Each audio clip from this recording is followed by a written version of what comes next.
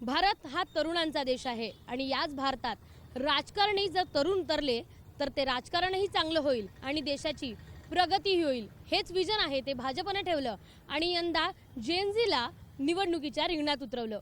पुण्यातली सगळ्यात तरुण जी नगरसेविका बनली आहे ती सई थोपटे आपल्यासोबत आहे. ज्या वयात लोक रील काढतायत, अनेक ठिकाणी फिरायला जात आहेत, सोलो ट्रिप्स करतायत, त्याच वयात सईनं हा सगळा जो परिसर आहे त्याचा विकास करण्याचं ठरवलंय आणि सई उद्यापासनं या सगळ्या प्रभागाची कारभारी असणार आहे. सई आहे माझ्यासोबत. सई, तू निवडून आली आहेस अवघ्या 22व्या वर्षी, तुझं हे यश तुला मिळालंय. याच्या मागची कारणं काय होती आणि काय विजन असणार आहे? निश्चितपणेच माझं वय 22 आहे. सध्या मी शिक्षण घेते, MBAचं शिक्षण घेते आणि बऱ्याच वर्षांपासून अभाविपचं काम करते. वर्तमानात माझ्याकडे पुणे महानगर सहमंत्री असं दायित्व होतं. 5 वर्षापासून मी अभाविपचं काम करते. तसंच माझे वडील आहेत प्रशांत थोपटे, हे बालपणापासूनचे स्वयंसेवक आहेत, द्वितीय वर्ष शिक्षित आहेत आणि त्यासोबतच त्यांनी बरेच वर्ष झाले आधार फाउंडेशनच्या माध्यमातून कामं केली आहेत प्रभागामध्ये. ते भारतीय जनता पक्षाचे पदाधिकारी आहेत. वर्तमानात ते तळजाईचे मंडल अध्यक्ष आहेत. पर्वती विधानसभा मतदारसंघ तळजाई मंडल अध्यक्ष आहेत आणि बरेच वर्षांपासून तब्बल 5 वर्षापासून आपलं इथे जनसंपर्क कार्यालय आहे सहकार नगर पद्मावतीमध्ये आणि ह्या कार्यालयाच्या माध्यमातून आपण अनेक योजना, उपक्रम, कार्यक्रम राबवलेले आहेत. लोकांपर्यंत शासकीय योजना पोचवायचं काम केलेलं आहे. लोकांची सेवा करायचं काम केलं आहे. अगदी पूर जेव्हा आपल्या भागामध्ये आला होता तेव्हापासून अन्नधान्य वाटप, मग कोविड काळ झाला तेव्हापासून मग वडील समाजसेवा करत आहेत आणि त्यासोबतच मी अभाविपचं काम करत असताना मला एक चांगला समाजात जाऊन काम करायचा अनुभव आहे. बऱ्याच आंदोलनामध्ये, उपक्रमांमध्ये. आपण जर पुण्यात बघितलं तर भाजपनं अनेक मातब्बरांची सीट नाकारली आणि तरुणांना संधी दिली आहे. तरुणी म्हणून या सगळ्या समाजाकडे कसं बघते? आत्ताची तरुणी 22 वर्षाची जे तरुणी असतात ते सोलो ट्रिप्स करतात, रील्स करतात, मात्र तू राजकारणात उतरली. माझा जे पक्ष आहे भारतीय जनता पक्ष हा राष्ट्रप्रथम भावनेवरती चालणारा पक्ष आहे आणि त्यांनी ह्यावेळी बऱ्याचशा तरुणांना संधी दिली आहे की त्यांना नवीन विचार पुढे घेऊन यायचा आहे. ज्यांच्या मनात देश प्रथम अशी भावना आहे, जसं ते पहिला राष्ट्रप्रथम, मग पक्ष, मग मी स्वतः अशा सूत्रावरती काम करणारा पक्ष आहे. आणि नक्कीच माझे जे पक्षश्रेष्ठी आहेत माधुरीताई मिसाळ, नामदार माधुरीताई मिसाळ, त्यांनी विश्वास व्यक्त केला आणि त्यांनी आपल्या प्रभागातून, आपल्या पर्वती मतदारसंघामधून बऱ्याचशा तरुणांना संधी दिली आहे आणि एक नवीन विचार, नवीन ऊर्जा घेऊन मला समाजापर्यंत पोहोचायचं आहे. समाजापर्यंत पोहोचले पण अजून नवीन विचारांवरती, नवीन आयडियाजवरती मला काम करायचं आहे आणि मग मला एक स्मार्ट प्रभाग तयार करायचा. स्मार्ट प्रभाग. लहानपणी जेव्हा तुला विचारायचे लोक की काय होणार आहे, काय होणार नाही आहे किंवा काय करायचं तुला, तेव्हा काय सांगायची आणि आत्ताचं विजन काय बदललंय?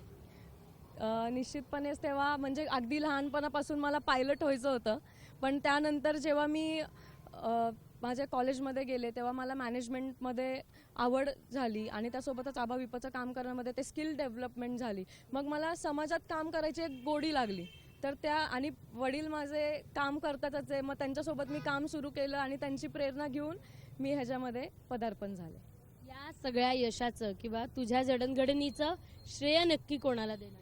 माझ्या वडिलांना आणि माझ्या आईला. माझ्या वडिलांनी बरेच वर्षांपासून कष्ट करतायत, समाजसेवा करतायत. वडिलांच्या डोळ्यात पाणी दिसतंय आणि माझ्या आईनी पण पाठिंबा दिलाय आणि माझ्या वडिलांनी विश्वास व्यक्त केला माझ्यावरती की सई तू पुढे, सई तू हे करू शकते आणि त्यामुळे मला अजून प्रेरणा मिळाली आणि अजून काम करायला मला गोडी निर्माण झाली. संधी त्यांनी मला दिली.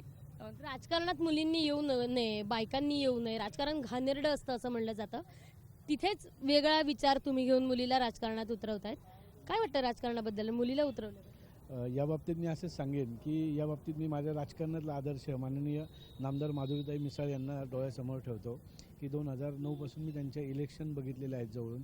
त्यांनी अतिशय उत्तमपणे त्यांनी या मतदारसंघामध्ये काम केलं आहे आणि त्यांना पण एक स्वतः हे की बाबा ह्या क्षेत्रामध्ये महिलांनी पुढं यावं याकरता त्या नेहमी प्रोत्साहन देत असतात आणि त्या आम्हाला अतिशय उत्तमपणे मार्गदर्शन करत असतात आणि त्यामुळे मी पण त्यांची साथ असताना, त्यांचा भरभक्कम पाठिंबा असताना मग मला कसलीच काळजी वाटली नाही की ही पण आणि उत्तम प्रकारे करू शकते.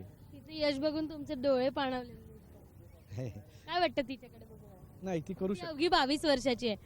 म्हणजे बापासाठी लेक आहे ना, ती किती मोठी झाली तरी ती लहानच आहे. मग ती राजकारणात जाऊ दे, ती अभिनेत्री होऊ दे, ती काही होऊ देत. आज तिच्या यशाकडे बघून काय वाटतं? नाही निश्चितच, पण मला असं म्हणायचं की तिने विजन ठेवून या प्रभागाचा विकास केला पाहिजे, असं म्हणजे माझी अपेक्षा आहे त्याच्याकडनं. की तिला काय सल्ला देणार आहे?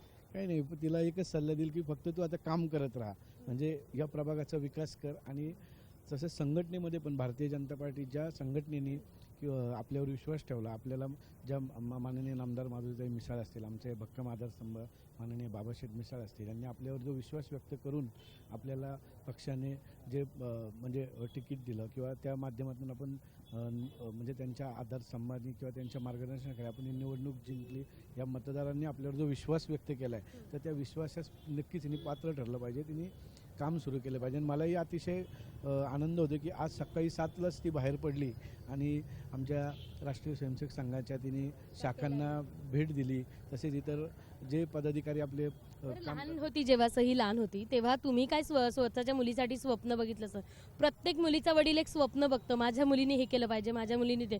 तुम्ही सईनी काय केलं पाहिजे असं स्वप्न बघितलं? नाही, तुम्हाला सांगू स्वप्न तसे अनेक बघितले, प्रत्येक वडील जसं स्वप्न बघतो तसं मी म्हणजे आत्ता मधल्या काळात एक 4 वर्षात असं झालं की ती जेव्हा 18 वर्षाची झाली तेव्हा तिने मला विचारलं की बाबा म्हणजे पुढे काय. तिला ABVPमध्ये तिने सक्रिय सहभाग घेतला, 4 वर्ष ती काम करत राहिली. आणि खरं सांगायचं तर जेव्हा लेडीजचं महिला आरक्षण पडलं किंवा ज्या काही गोष्टी झाल्या, या आपल्याला काही म्हणजे हे करावं लागलं पुरुष स्त्री ह्या सगळ्या गोष्टीमध्ये, पण खरं सांगायचं ती प्रचारक जाणार होती. ABVPच्या माध्यमातून ती आता पुणे महानगर सहमंत्री होती आणि हे काम करत असताना तिचं एक विजन होतं की ती MBA करते आता सिम्बायोसिस कॉलेजमधनं, फर्स्ट इयरला आहे, आणि ती प्रचारक जाणार होती. असं तिने एक 5 वर्ष प्रचारक जायचं ठरवलं होतं, पण अचानक 5 वर्ष आता नगरसेविका होऊन काम करणार आहे. सई, एखादा असा क्षण आठवतो बाबांसोबत जा की तो ट्रिगर पॉईंट ठरला की नाही आता आपण राजकारणात जायचं आणि जे काही असेल ते राजकारणातच करायचं? तसं पाहायला गेलं तर आम्ही, माझ्या वडिलांनी बालपणापासूनच, आजी असेल त्यांनी फारसं कष्ट केलेत आणि आम्ही अगदी छोट्याशा एका खोलीमधून ही जी जर्नी आहे ती सुरू केली. तर ह्याच्यातून त्या कष्टाचं यश आम्हाला मिळालं आहे आणि ते बघूनच मला असं झालं की नाही, मला वडिलांसोबतच काम करायचं आहे आणि मी वडिलांच्या डोळ्यात माझ्याबद्दलचं जे स्वप्न आहे ते पाहते आणि निश्चितपणेच ते मी त्याला नक्कीच विश्वास.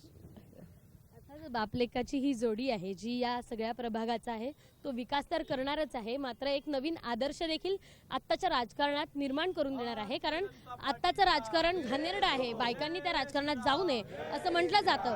त्याच्याच उलट जाऊन आपल्या लेकीला 22व्या वर्षी राजकारणात उतरवलं आणि पुण्याच्या विकासासाठी देऊन टाकले. कॅमेरामन विजय राऊतसह शिवानी पांढरे, ABP माझा, पुणे. ABP माझा, उघडा डोळे बघा नीट.